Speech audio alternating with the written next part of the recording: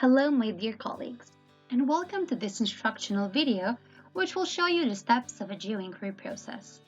This video is part of a professional development developed for the master thesis titled Early Childhood Environmental Education, Developing Awareness and Literacy through Team-Based Instruction in English.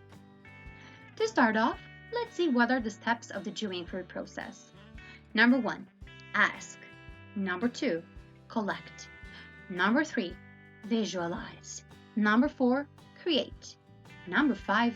Act.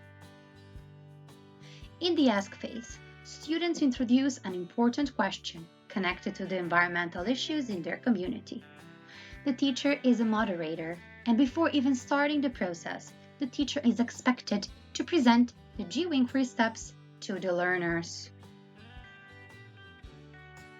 In the ask phase, the learners should develop a complex question by observing their closest environment, and they will ask themselves, where is it?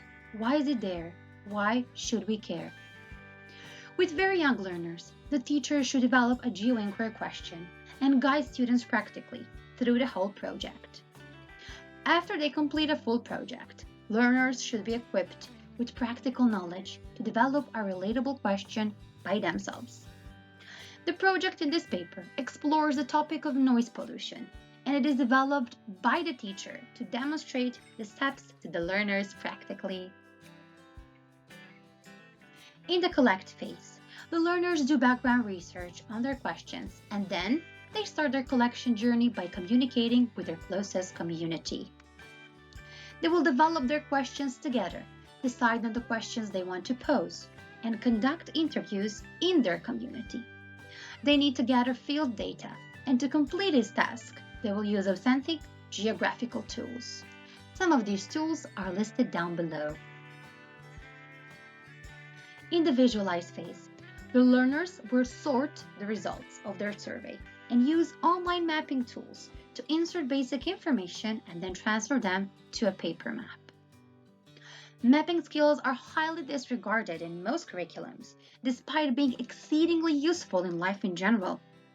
The learners may also add pictures to their map and create an interactive visual presentation. Some of these mapping tools are listed down below. In the create phase, the students will select their digital tools and with the help of the teacher, create a storyboard using images, audio, and video recordings, text, maps, and all valuable data they collected.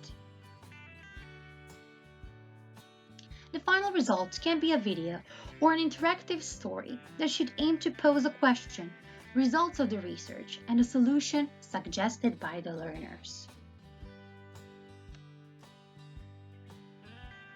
The act phase is the most empowering of all Geo-Inquiry phases, since it requires students to use presentation skills and engage their community to make a change. They can make a website, a poster presentation, open letter to the city authorities, and events to gather donations or raise awareness of a certain issue. Despite being very young learners, this paper supports the opinion that even very young learners can present their stories interactively through a video or a dramatic play. To conclude, without the developed hands-on learning aptitudes in learners, there wouldn't be any basis for the Geo-Inquiry process. Starting by tactile exploration, as the learners grow, they shift to verbal exploration and acquire knowledge by communicating. To repeat, let's see what are the steps of the Geo-Inquiry process. The first step is ask phase. The second is collect phase. The third is visualize phase. The fourth is create phase. The fifth is act phase. Thank you for watching this short video. Please comment if you have any questions down below.